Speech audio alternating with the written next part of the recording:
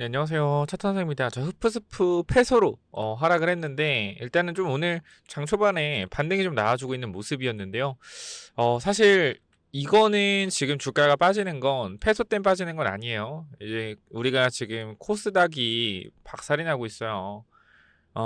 정말 이게 참 뭐 어떻게 말을 하기도 뭐한 게 너무 심하다. 코스닥이 지금 주가가 지수가 박살이 나고 있거든요.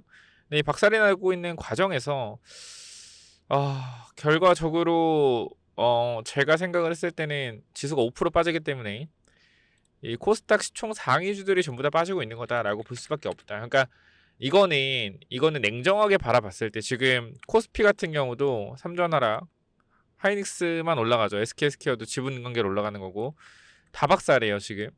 지수가 다 박살이다. 박살이고 특히 코스닥 같은 경우는 뭐요? 초토화예요. 초토화. 정말 심각하게 많이 빠진다. 지금 코스닥 같은 경우는 그 수급 자체가 없어요. 그러니까 지금 코스닥이 이렇게 엄청나게 폭락을 하고 있는 상황에서 그죠? 그 폭락을 하면서 버틸 수가 없다라는 거죠. 그래서 우리가 ST도 보게 되면 승소하면 뭐 합니까? ST가 이거 뭐야? 작살 나는데. 승소하면 뭐야? 작살 나는데. 그래서 결과적으로 제가 지금 생각을 했을 때는 뭐 HPSP가 솔직하게 뭐 나빠서 빠지는 것 같진 않아요. 제가 봤을 땐. 근데 이제 코스닥 시장이 자체가 안 좋고 그 다음에 우리 미래에 대한 좀 밸류에이션이라는 게 있죠. 결과적으로 HPSP도 지금의 주가의 가격대는 4.5조 절대 싼 건 아니에요. 절대 싼 건 아닌데 앞으로 반도체 수요가 굳건하다라는 얘기가 나오잖아요. 그죠? 수요 굳건하다. 그러면 결과적으로 SK 하이닉스와 삼성전자가 계속적으로 독주를 하고 있어요.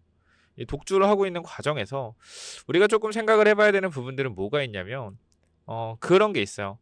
이 HPSP가 이 반도체 산업 자체가 성장을 했을 때 어떤 역할을 하냐? 이 친구 같은 경우에는 반도체 장비 기업이죠. 장비이기 때문에 이제 수요를 올려줄 수 있는.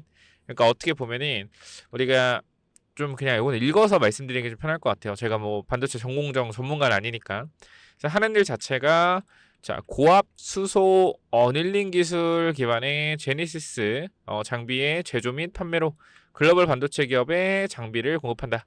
동사는 전 세계 고압 인증을 획득한 유일한 업체로 450도 이하 저온에서 100% 수소 농도 유지를 기술을 바탕으로 글로벌 고객사를 확보하고 신제품 개발에 집중하고 있다. 자, 이 고압 수소 어린딩이 뭐냐면 요 장비 안에 이 반도체를 넣으면은 이 반도체라는 것 자체가 미세하게 그러니까 결과적으로 그 회로를 찍을 때 이 회로가 정확하게 만들어지는 과정에서 기판에 손상이 있을 수 있잖아요, 그죠? 손상이 있었죠. 그러니까 요거를 고압으로 해서 손상이 난 부분들을 어떻게 이렇게 고압으로 메꿔주는 걸 한대요. 그래서 이 불량품이 나오더라도, 그러니까 이렇게 짜잘한 불량품은 이렇게 해서 뭐 할 수 있는 거예요? 제품을 개선할 수 있는 거죠. 그래서 결과적으로 하는 일 자체는 수요를 좀 잡아주는 일을 하는 거라고 보시면 될 것 같아요. 그래서 어쨌건 반도체 회사들이 성장을 하면 할수록 저는 그렇게 생각해요. 반도체 회사들이 성장을 하면 할수록 더욱더 어떻게 된다? 더욱더 발주를 많이 받을 가능성이 높다라는 거죠. 근데 이게 사실 돈을 버는 걸 보면 연간으로 지금 밸류를 땡겨온 거잖아요. 근데 2028년도에 3천억에 영업이익이 2천억에 그러니까 영업이익률이 60% 정도 나오는 건데 우리가 생각을 해보면 2천억을 버는데도 시총이 4.5조다? 그럼 밸류가 22배죠. 밸류가 높아요, 이것도. 근데 지금 시장에서 올라가는 건 뭐냐면 반도체의 성장에 대한 부분들을 너무 굉장히 밸류를 높게 주고 있다라는 거예요. 그러니까 지금 이 밸류에이션이 절대 싼 건 아니에요. 근데 삼성전자나 하이닉스 같은 경우에 지금 미래에 어떻게 된다? 더 좋아진다, 더 좋아진다. 반도체가 더 좋아질 거고 계속적으로 올라갈 거다. 라는 이러한 기대감들이 지금 하이닉스 삼성전자 밀어 올리는 것처럼 결과적으로 얘네가 좋아지면 이 장비 기업들도 좋아질 수밖에 없다라는 논리로 주가가 올라가고 있는 거거든요.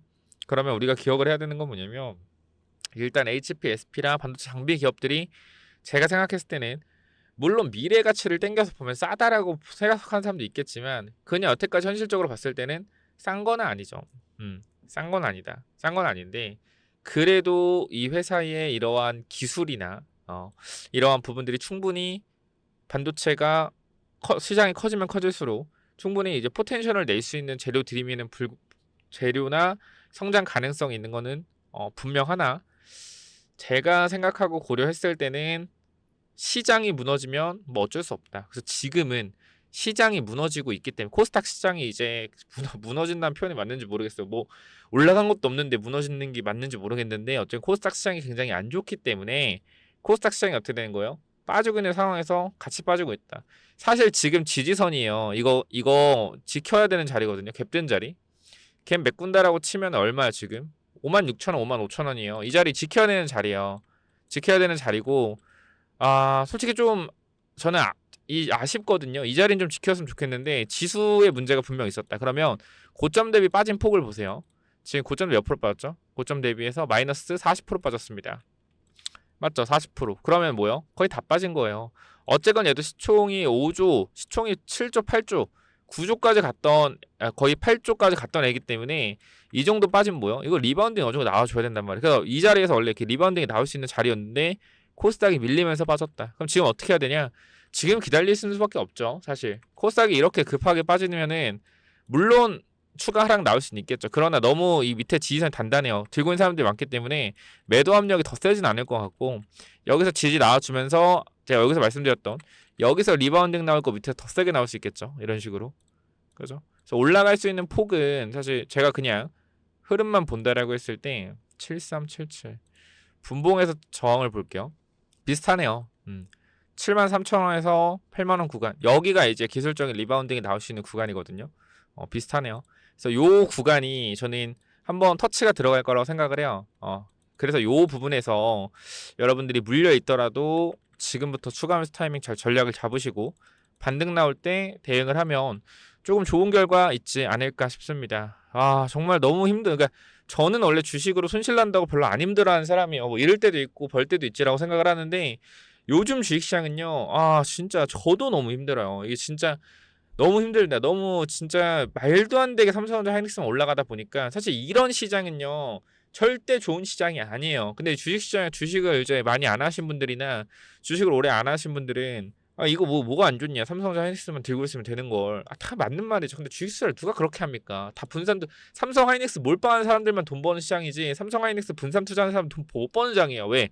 삼성 하이닉스만 올라가고 나머지 다 빠지는데. 그러니까 주식 오래 하는 사람들이 삼성 하이닉스만 들고 있습니까? 삼성, 하이닉스 여러 종목들 섹터 해가지고 한 10종목 정도 들고 있단 말이야.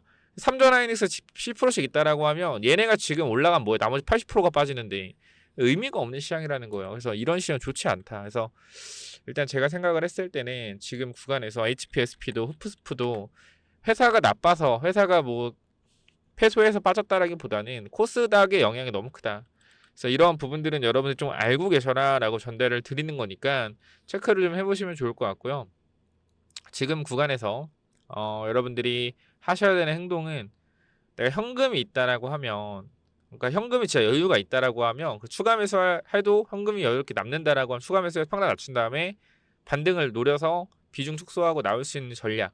그러니까 이게 못 간다는 게 아니에요. 우리가 결과적으로 내가 비중이 크고 물린 돈이 크다라고 했을 때는 어쨌건 비중 축소를 해야 되니까 말씀을 드리는 거고 무조건적으로 저는 올라갈 거니까 가만히 있어라 뭐 그렇게 말씀드리는 거 아니에요. 기술적 반등은 저는 나올 확률 굉장히 높다. 기술적 반등에 대응을 하자.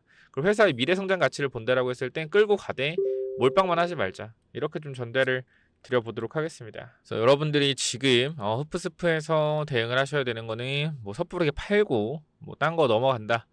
뭐 이런 것보다는 진득하게 좀 기다렸다가 시장에 한번 또 시장이 빠지기만 하진 않을 거예요. 분명히 반등이 한번 나올 텐데 그 반등이 나오는 타이밍을 잘 우리가 체크를 하고 해서 어느 정도 비중에 대한 부분들 줄여보자. 뭐 그렇게까지만 전달을 드리면 될 것 같고요. 지금 구간에서 혹시나 흐프스프 영상 계속 보고 싶다라고 하시면 구독, 좋아요 눌러주시면 흐프스프 관련된 영상들 계속적으로 좀 찍어 드릴 거니까 참고를 좀 해보시면 좋을 것 같고요. 추가적으로 영상 설명창에 텔레그램 링크도 있거든요. 요거 링크 타고 들어오시면 제가 요 부분들까지도 여러분들한테 전달을 드릴 거니까 또 링크 타고 들어오시면 제 입장 도와드리도록 할게요.